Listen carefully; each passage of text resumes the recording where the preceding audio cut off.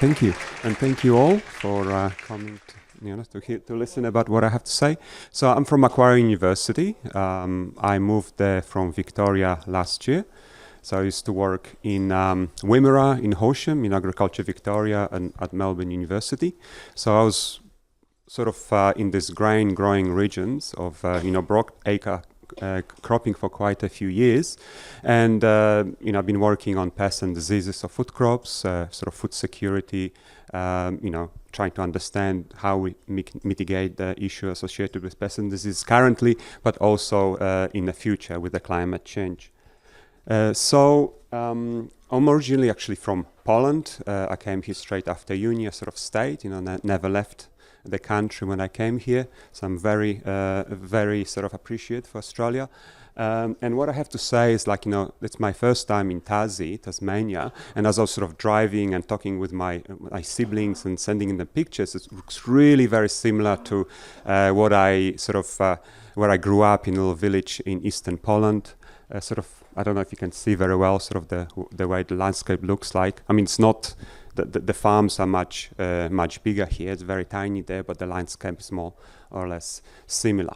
So, and then working in Wimmera, in Western Victoria, in Wimmera region, sort of north of Grampians, you can see this type of environment, big farms, very dry during the summer. We have this sort of break in rain, which happens sort of later on, that the farmers can rely and sort of grow the crops. But obviously, we have a few different environments that we have on the planet and across Australia that quite often requires different approaches, and there are a few different challenges that we have. But when it comes to the sort of a climate change, that doesn't really matter what plant it is and crop, whatever it is. It's a natural, or it's a food crop, or some other type of plants. The sets of mechanisms are very similar, how the plant's going to respond in the future. So my area, it's around insect pests. I have a big interest in improving pest and disease management, so we can have more food and better food. And obviously this is quite a broad topic when it comes to insect-transmitted plant pathogens, because first, trying to look at the impact of insect itself, then as a vector of different plant diseases. So, for example, I guess you're familiar with malaria and mosquitoes, and there's lots of plant viruses and other pathogens that are being transmitted by insects. So, in many cases, you can control the insect, but then you cannot control the viruses. So have to sort of be quite smart how we approach that. And because it's quite a complex, we have to look at the insect itself, insect physiology, plant physiology. We have to look at plant virology in this case. So there are quite a few different disciplines that have to cover. And then disease epidemiology. I think past COVID, everyone's expert and understand what epidemiology is. And this is sort of very similar thing. We're trying to understand how we can disrupt the disease progression, not to allow plants to be infected and disease thrived in the environment, especially on food crops. Diagnostics, trying to understand actually what we're dealing with. Then different stresses that out there. Obviously, plant, growing in a certain environment, they can't just, move elsewhere. They have to endure this, so they encounter lots of different issues out there, and can be biotic and biotic stresses. We're trying to develop new technologies, and also all of that is sort of looking in terms of the climate change, how climate change affects those interactions. I guess that's where I'm coming from, and like I was saying before, we have to understand what's out there, so we're using lots of different methods, and working with the growers, working with the farming communities, where agronomists, trying to not only help them with things that they have, but also help them identify the issues. Because quite often when it comes to plant diseases, it's very easy to misinterpret the symptoms by, let's say drought stress or nutrition deficiency, and when in fact can be just, they are heavily infested by some sort of pathogens. So when it comes to climate change, and the driver behind the climate change. We have a really interesting talk earlier on today in, I think, Soil Tent about the CO2 emissions, stuff like that. So I just want to sort of remind that, CO2 is going up, and because CO2 traps the energy or heat, causes the global warming. And when it comes to CO2 emission, you can see the spike just there from post industrial revolution. So before then, like less than 200 years ago, CO2 concentration was below 300 parts per million, or 0.03%, and been like that for hundreds of thousands of years. And we know that based on records from ice, air bubbles that we can measure. And then obviously since late 50s, we've been tracking the CO2 concentration in the atmosphere. That was in Hawaii. They continue in measuring the CO2. Now lots of other people in different places on the planet measure the CO2. And we can see the graph on the left when you can see mean CO2 concentration and how it's going up from 230 parts per million back then till 425 parts per million currently. So it's massive increase. And then you can see on the other graph how much every year we're adding the CO2. So basically, it's not a steady linear increase of CO2. It's accelerated. So for example, for quite a few years back in 50s and 70s was way below 2 parts per million every year. Now we're adding around 3, and the projections are that we're going to increase. So the CO2 is going up. We have to do something about it to change that. And there's quite a few different ideas, smart people, politicians meeting on different venues trying to fix the problem, but obviously it's rather sort of difficult thing. So why we worry about it? Obviously, climate change, it's something that it's very uncertain because we don't understand how it's going to affect in most parts, the whole environment. But for what do we know currently, it doesn't look great. So we have extreme weather events. We're going to have less land for production. Population is going to exceed 9 billion in 2050. And because we are getting richer, especially for developing countries, there's more consumption and stuff like that. And predictions are to meet the demands of the food, we need to double food production. And we're looking at this growing belt of Australia, where most of the protein, protein from grains is the main protein that we use in Australia, is located. We're going to run out of space. Obviously we have to shift down this growing region. We have on one side Great Dividing Range, then we have ocean from south. So we're going to struggle to grow food in the future. There's some areas already in Victoria and South Australia, like Mali and stuff like that, let's say 20 years ago they had 1 in 4 bad years, then now they have 1 in 4 good years. So, there's on the verge of being able to grow much there. So what I thought, I'm going to just go for quite a few different sort of overall factors that are associated with climate change and how they're going to affect the agriculture, because this is very complex, complex topic, and there's lots of things going on. So I'm not going to, for next few slides, give you the answer or sort of what's going to happen, stuff like that. Just sort of highlight the complexity.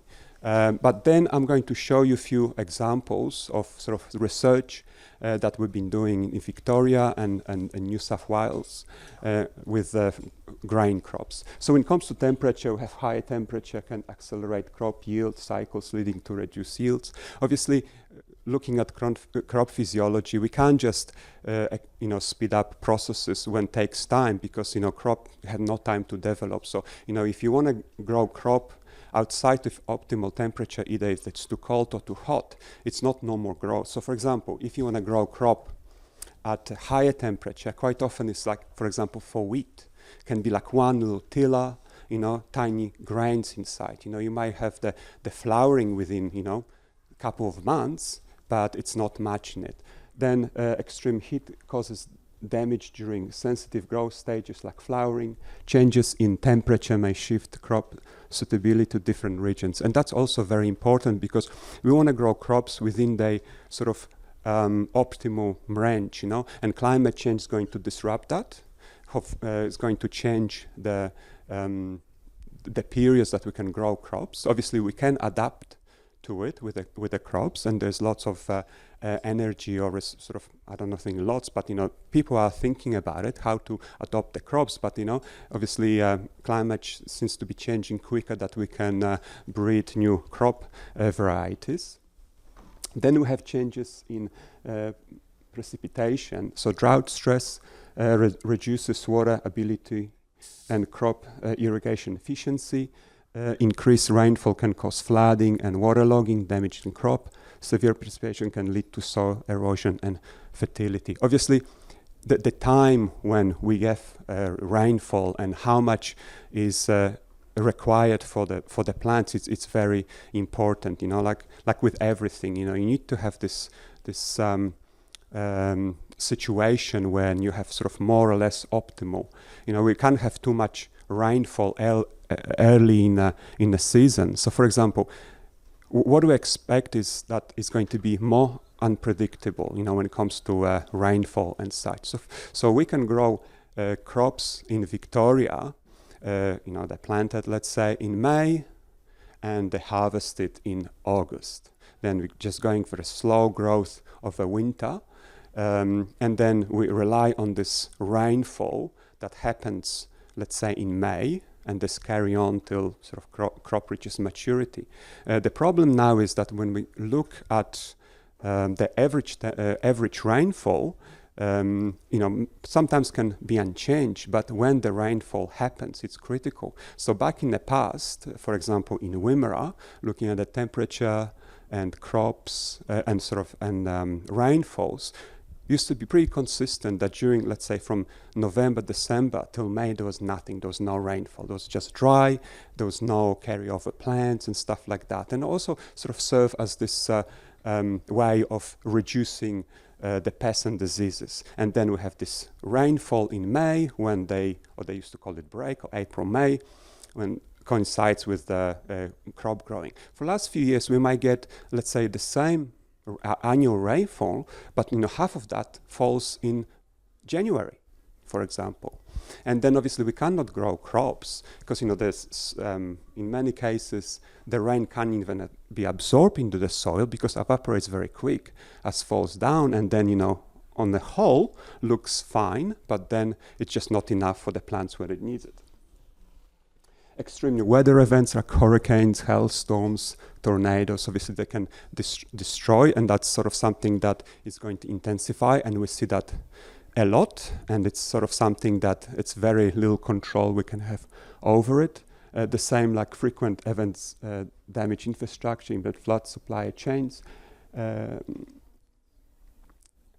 Sudden weather changes create uncertainties in farming. So, there's lots of other things that's sort of outside of us being able to protect the crops. This is sort of not my area of expertise, but, obviously it causes lots of headache for the growers. So we see that, the frost comes through, the hail come through, and especially when at the flowering time, and cause lots of damage to the crop.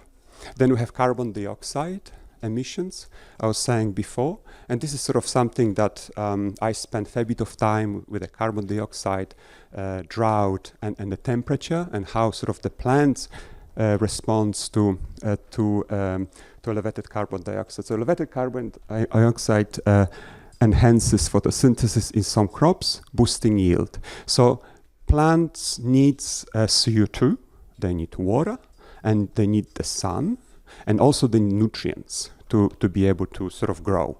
So what's plant? Basically plant is using the carbon and incorporates into sort of structure. So that's what the mainly plant is, then lots of water.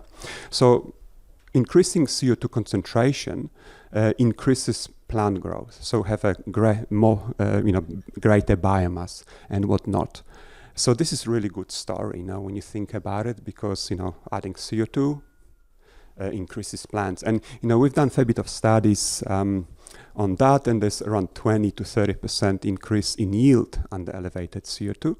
But then nutritional quality of crops, especially protein, zinc, and iron, decreases. I would say may decrease, but we have lots of studies showing that actually really it's a huge reduction in that. I'm going to give a bit of a case study later on and show the sort of evidence how that's happening.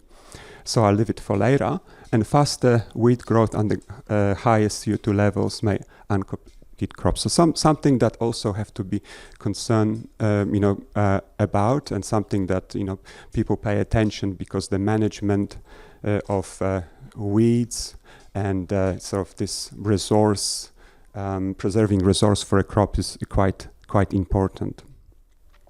Pests and diseases, that's sort of my area, and tomorrow I'm going to have another talk when I'm just going to really focus on pests and diseases. But in the short, warmer temperature expand pests region and increase their activity. Higher humidity supports spread of plant diseases. Traditional pest control may become less effective. So obviously this is like a bit of a double-edged sword, because we are thinking about the situation where pests might be coming to new regions, and they might be sort of going away from other ones depending on the climate.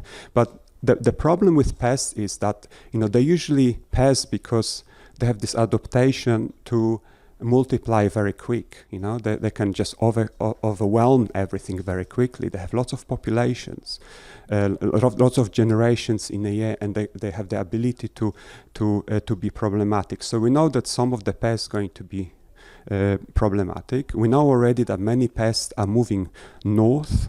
They're extending their range. And the other problem is about other pests that currently are not a pest, but given the right conditions might become the pest. So some work happening there to be able to identify those ones. And the same with diseases. Like I'm saying, we're going to talk about it a bit more tomorrow.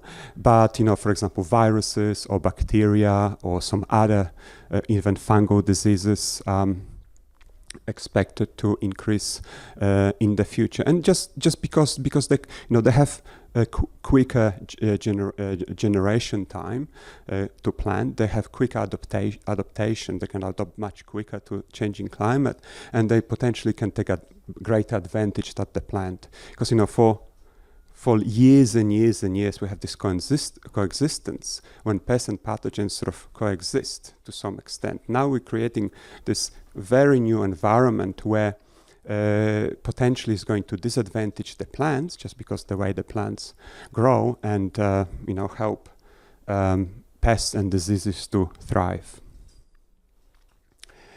So I was saying before, I'm working on insect pests and pathogens that are transmitted by pathogens are transmitted by insects, and then obviously different parts of this, what we call it, disease triangle, can be affected differently given what kind of combination of disease and pests we're working on, because obviously different conditions might be better for plants, but then might be not as good for the insects. So so obviously plants might be in better sort of in a winning position, but then this whole the uncertainties around that, and how what kind of conditions are conducive for the disease.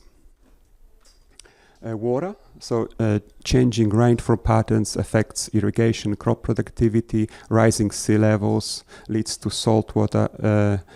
Reducing soil quality, groundwater depletion poses long-term risk in irrigation. So obviously this sort of slightly different thing also associated with agriculture. I'm not really, I can't speak a lot on that, but obviously the water and how water been allocated and stuff, I think we already know in Australia with almonds and rice and other crops along the Macquarie River, and how much water actually gets through to South Australia, and how political it gets. So this is something that needs to be considered as well. And obviously we still want everyone to grow crops. Everyone's have enough water for the agriculture and stuff like that. So obviously there are lots of complex issues that needs to be addressed, and obviously they are also have a strong impact not just on the environment but also on agriculture. And most of the time we don't really worry too much environment because it's something out there. There's lots of good talks that putting the environment out there and trying to sort of bring the attention to it. But when it comes to the greater thinking, the politics stuff like that, I think this is just we're thinking mainly about the crops and allocation to maintain the food security. So soil health. Obviously, it's very, very important as well because plant needs the medium to grow in. Obviously, in Australia, we have this quite intensive agriculture in many parts of the world, especially like the grain belt. And from the start, we didn't have much soil anyway, very thin soil, and erosion, and the fact that we can't really hold moisture and nutrients and stuff like that. It's rely on the sort of adding what the plants needs constantly, and this is going to get more problematic in the future as well. So like high temperature, accelerate organic matter decomposition, reducing fertility. This is very important. You have this self-regulating or the processes that happening that the leaf goes down, then there's enough resources to be able to transfer that matter into something that other organisms can use, and they just sit there and blow off. They get like they don't get absorbed into the soil. It's not ideal.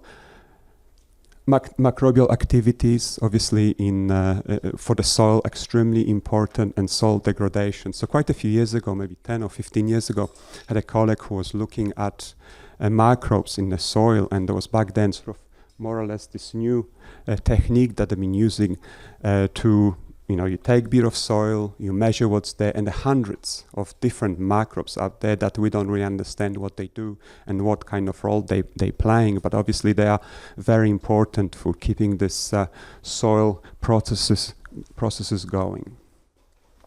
Livestock, I put livestock there as well because it's part of the agriculture, and it's going to be affected by climate change, and I'm not an expert on that. I think we have people here that work in that space, but heat stress reduces productivity, fertility, overall health in livestock.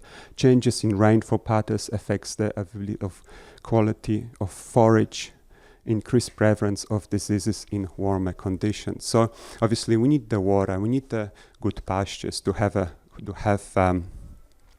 good and healthy livestock, and that's very, very.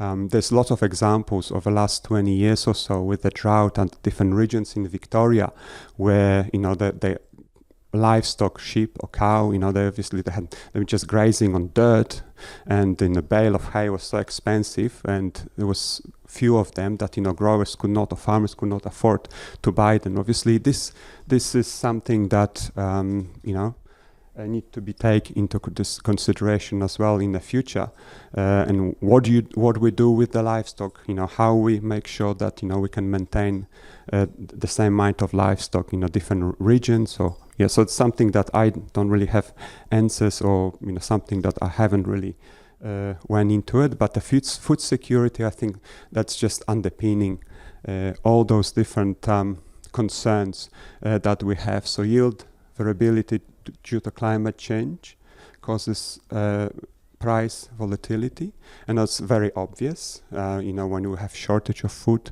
that increases. In Australia, we're not really, I don't think we have very good understanding of that, of food security, just because, it's a very rich country, we have no food shortage. I mean, we do complain about food prices, food quality and stuff like that, but it's nothing like in lots of countries on the planet, in third world countries and stuff like that, where they really, certain, extreme weather events wipe out the whole, food production and cause lots of issues. So like I'm saying here, extreme weather event disrupts that. vulnerable population face greater challenges. So, and how do we change that? This it's highly problematic. I think what we're seeing now, and what when you look through the history, years in the back, we're always trying to secure resources. Mainly around food and land, power, whatever it is. But this is something that's extremely important for the future. It's lots of issue of geopolitics and the wars and stuff like that. And given problems that we might have with the food security in the future, not enough food to feed people, that really can increase problems that might arise between neighboring countries and stuff like that. It's something that needs to be kept in mind. So strategies. So what can we do about it? This is very, like I'm saying, this very overall approach to agriculture and climate change. And there's not a silver bullet. There'll be lots of different things that needs to be addressed. But in case of crops, let's say, that's where I sort of have more knowledge, is the development drought-tolerant, heat-tolerant, and pest-resistant crops. It's very easy said, but it's much more difficult to achieve that. And I know that there's lots of moving parts in this first couple of lines on this slide, just because development of drought tolerant and heat tolerant, and I mean there are certain limits that we can push the plants that can grow, and then we just there's no endless. And this the same with the pest resistance. And I was saying before, it's very difficult to achieve that, just because the pathogens are changing very rapidly. So even if we are to have the resistance, they have constant resistant breaking. Like I'm saying, the pathogens can take advantage of the changing climate much quicker than the plants. So I think we're expecting there'll be constant battle, unless we have some other new technologies in the future that we can really incorporate that into the plant defenses, so they can just sit there and be happy and produce healthy and high nutrients food. Use of sustainable practice like crop rotation and integrated pest management. There's lots that we can do currently. I think we have this approach in many cases that just can spray this, spray that, but we know that it's not effective. Despite up-to-date control strategies, using the latest approaches that out there, we're still losing yield because of pests and diseases. So we have to be much smarter about it. We need to know what we're dealing with. We need to optimize the control strategies. How we need to use them in a way that we can reduce the impact of the pests and diseases, but also we're not sort of promoting this constant selection, and we're selecting the super pests and super diseases out there, and obviously it's also quite difficult because there's lots of moving parts to it. But I think there's much more interest currently. We have project funded by grains industry, when they sort of acknowledge that viruses are a problem, and we know they're a problem. We've done few studies just to show that, and the extent of that can vary. Sometimes can be total crop losses, but they know that there's sort of level of 10 to 20% of yield losses just sitting there in the field, and we can't even detect that. And when you multiply by the huge growing area, this becomes significant, and something that the industry, I'm talking like grains research development corporations, farmers, agronomists, and everyone who works in that space trying to sort of maintain or boost their productivity, are getting more and more concerned. Invest in efficient irrigation methods and government policy support. I think a lot of that stuff around adaptation strategies, it also to do with the politics and how we communicate all of that. So when I was talking about the climate change and trying to sort of show you all the different examples on very sort of scratching the surface.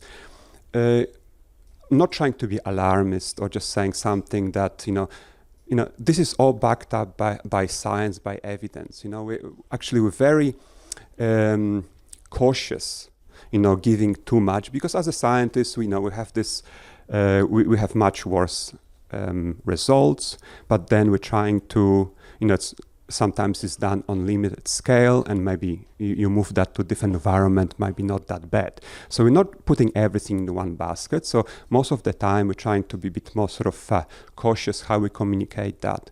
But the problem with all of that is, and the climate change in the future, that it's rather concerning. And we do have situation where people might have their own beliefs, or they listen to podcasts or YouTube, whatever, and you hear all the different stories why climate change is fake, or that we're not doing anything, or we're not responsible for it, we have nothing to worry about. I know, like, even my studies were misquoted many times in many of those websites that argue with the climate change, basically, or sometimes when you read carefully and they're referring to some studies that either wrong or don't exist. So there's lots of this manipulation going on, and if you're out there trying to get sense out of it, what it means, we're not really looking at the evidence, because now, everyone says that they have evidence, it's very, very problematic. So I think this adaptation and how government sort of approach that, and what's going to happen sort of on with the policies and stuff like that, is extremely important in moving forward. So what I want to do in last probably 10 minutes or so, just give example of research that I've been involved in back in Victoria for quite a few years. And this was actually around elevated CO2. So we're trying to measure how plants, in this case wheat, barley, oats, canola and pulses. So we had this facility that was running over 11 years with response in all those crops of a number of different years, response to elevated CO2. And what we did, there was like only facility at the time on the planet when we actually increased the CO2 concentration in the paddock.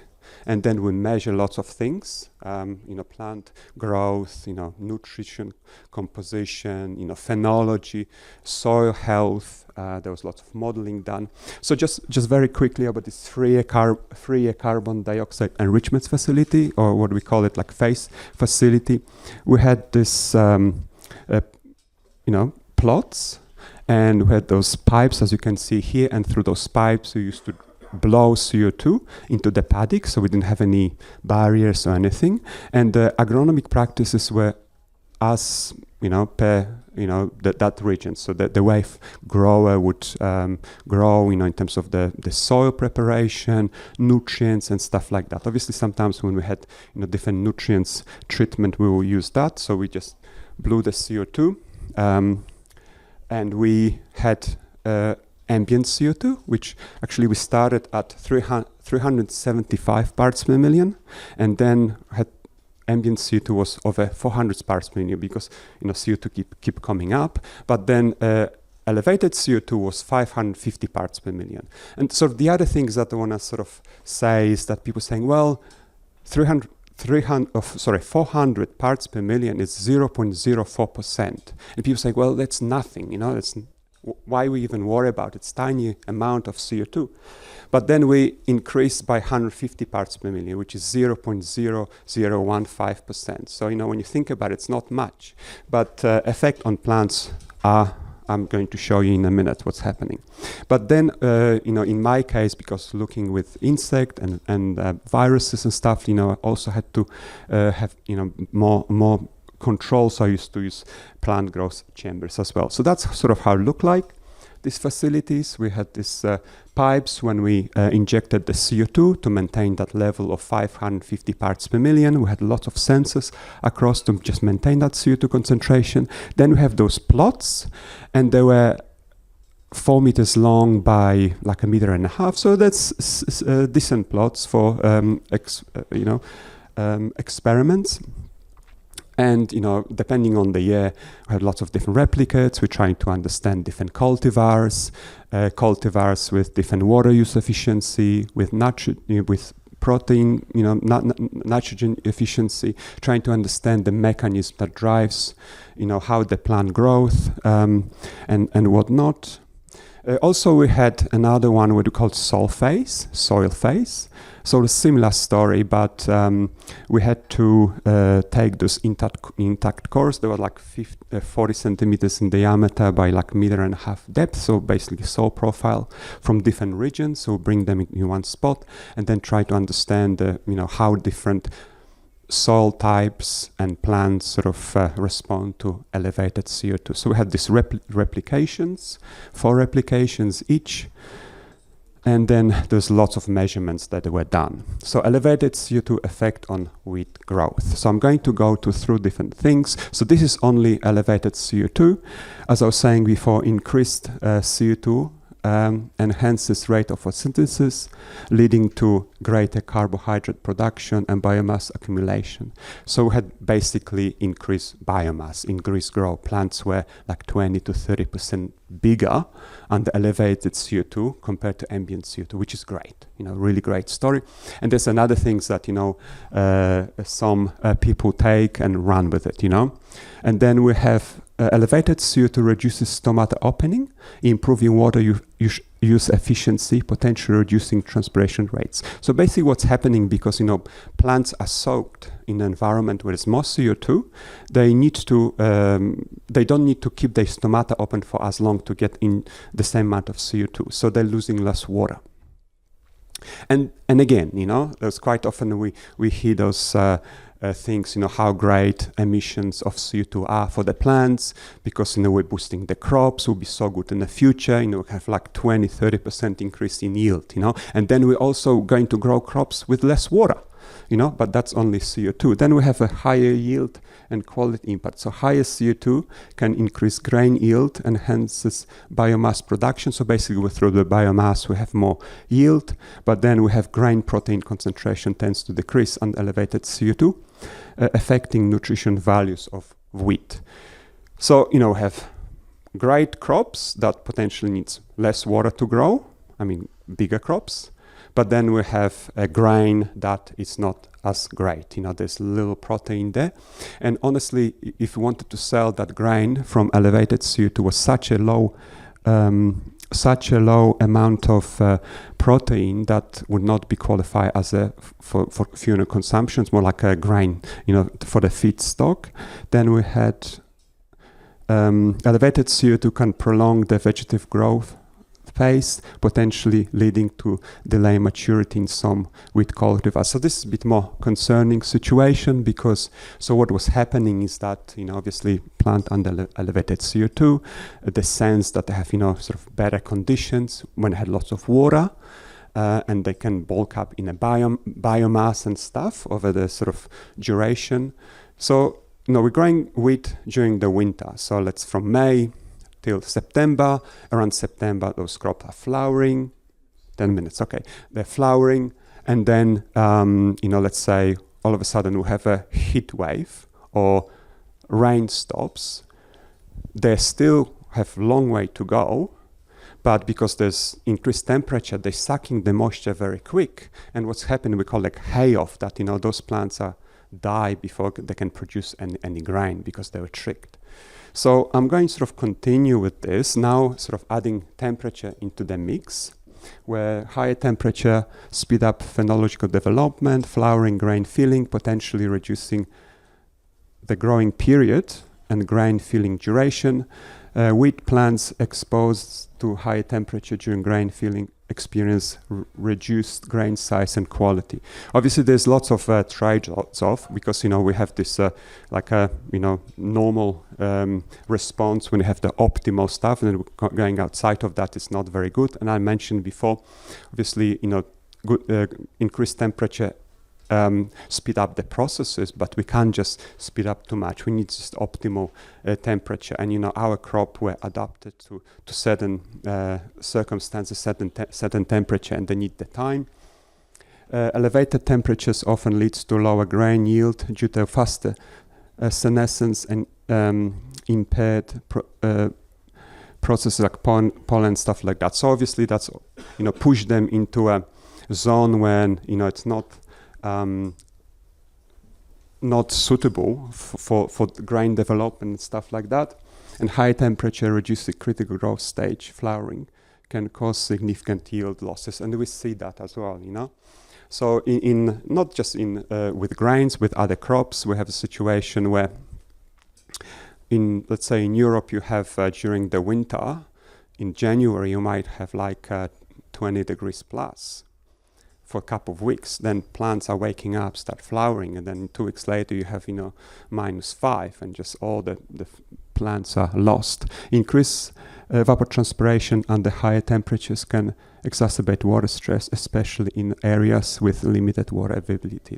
So what I was saying before, we have potentially greater crops when we remove this under elevated CO2 when we remove the temperature, but because they are not cooling themselves efficiently, they're heating up, and they're much more vulnerable to damage by heat in the future. So there's interactive effect. I think that's I only have another slide after that. So elevated CO2 might partially offset some negative effects of high temperature by enhancing photosynthesis and water use efficiency. However, the benefits of elevated CO2 are constrained under extreme heat or water stress conditions. So yes, CO2 helps the plant growth and stuff like that, but then this is only small part of the story. There's much more to it, just the CO2 helping plants, does reduce the grain yield, exposes plants to overheating, and then changes plants' phenology, that we can lose a fair bit of amount of crops. Combined exposure of elevated CO2 and temperature often results in mixed outcomes, higher biomass, but reduced grain yield due to lower protein content and heat stress. So that's another situation that sort of confirms that this combined temperature and CO2, and we won't have just elevated CO2 by itself. We're going to have the elevated CO2, increased temperature, we have more energy because of that, we have all the other factors that's going to disrupt food production. Adaptation strategies, so heat tolerant irrigation management, are critical. So like I was saying before, what we can do about it, obviously, first of all, we need to understand the mechanisms, and we have to understand the complexity that plants experiences that. So I hope that through those different things that they can be very confusing and not straightforward, because that's how it is. We don't have like a one response that's going to be just uniform across the whole planet and where we are. There's so many interactions that happening that we cannot even predict yet. We understand some of the how they're going to work because we measure that, but each time we do experiments and stuff, we're finding new things. So that's something that we need to be concerned. So this is last slide, and I want to show you this sort of evidence, what can happen in the future and what's happening. So we used to grow this wheat under elevated CO2 and ambient CO2, and there's lots of work done by my colleagues looking at the protein content, rheology, and stuff like that. So we're getting this very poor quality and very,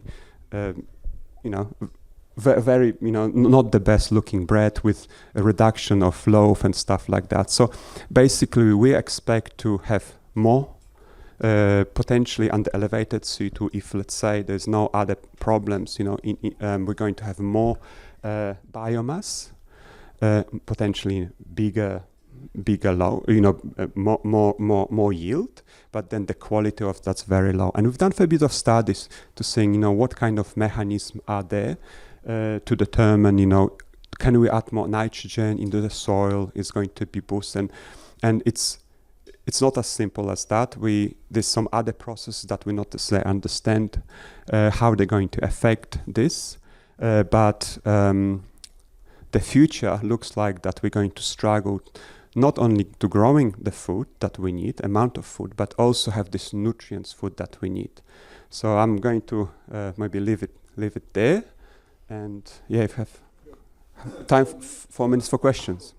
I'm actually going to sort of ask a question and make a bit of a comment. I think that when I look at your mitigation strategies, regenerative agriculture wasn't there. And I'll give you an example of that. When on Monday I was sent some data from a property in the Mallee who just cut 3 tonnes of grain. The neighbours fed theirs off a while ago because they weren't going to get a grain crop. And the difference between him and the rest of them was management and crop nutrition. And so I think that there's a lot that individual farmers can do to mitigate against this stuff right now, and many aren't. I think the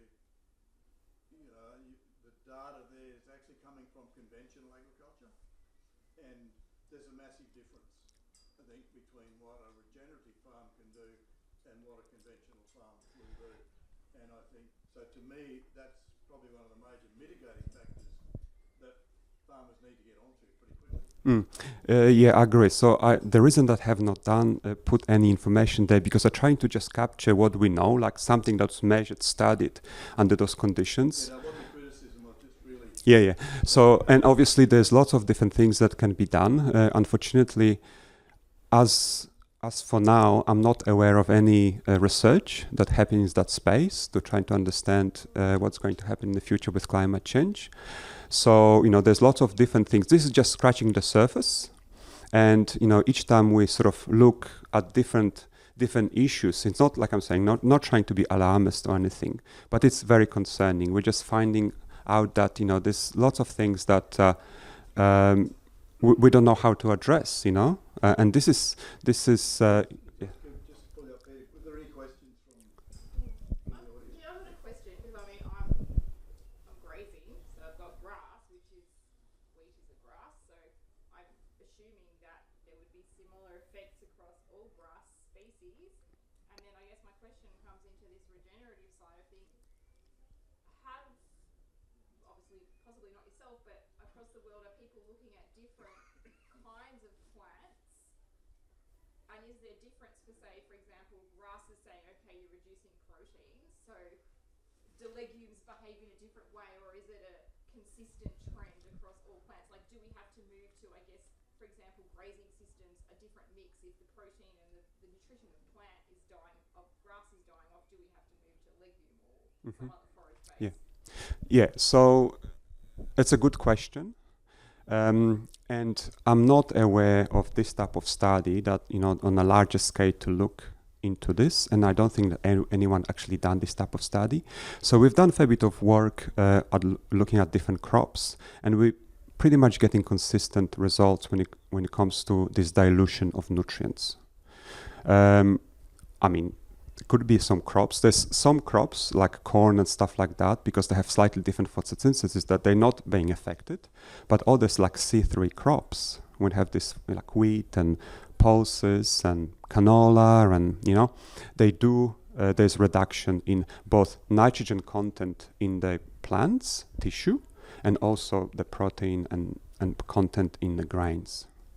And I'm not aware of others that actually do opposite. Yeah, there could be maybe some like a native ones or something, but I don't have any information on that, unfortunately.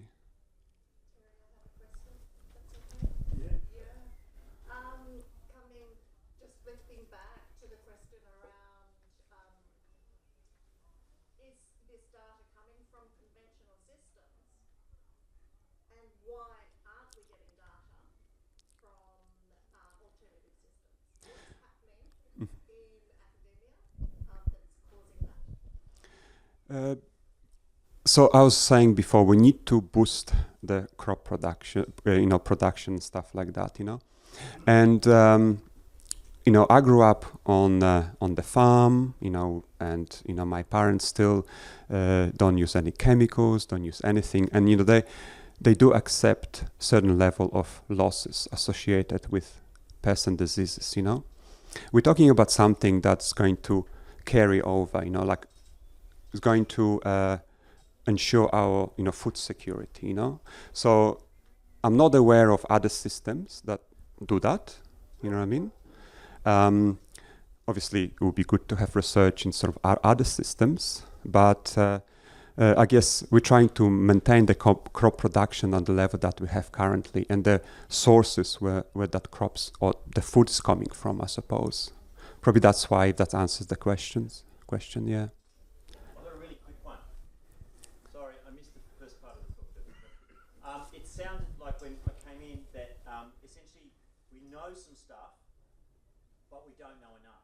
But we kind of know the trajectory is bad. Would that sort of be the... That's right, yes. So, but I'm a bit of a, it sounds very pessimistic, all of that what I'm saying, because I'm just showing all the things that are happening, and obviously they're not really looking good, But I'm quite an optimist there, That's why I'm in this field, because I want to make a difference and I want to do my part to be able to help out. So I think we still have time, we still have lots of people that working at different, we're trying to understand mechanism, we're trying to understand the plant resistant and how it works, and also the technology changes a lot, and our understanding of science and the way the plant and environment sort of interacts. So we can change. I think we can change. I think we have to change. Yeah.